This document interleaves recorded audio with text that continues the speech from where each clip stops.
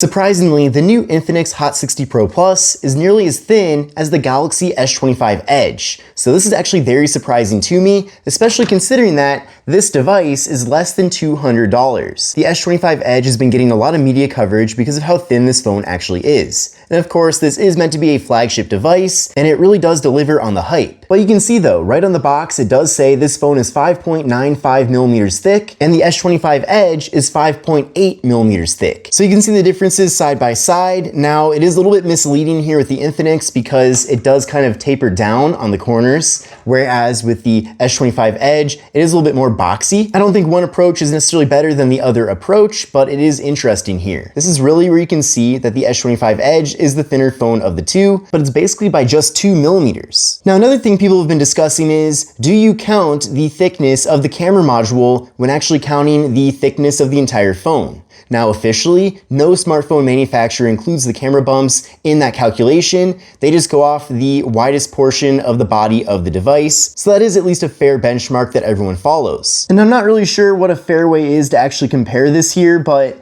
it does kind of seem like the Infinix is thinner in comparison to the S25 Edge when you do take into account the camera module. Now, this is of course more of a fun video than anything else. The Infinix Hot60 Pro Plus doesn't even have 5G support. This is a 4G only smartphone, which is also why it's very affordable. This is more of an entry-level budget option, whereas with the S25 Edge, this phone is essentially a flagship from Samsung. But you certainly cannot deny here that what Infinix is doing is very impressive.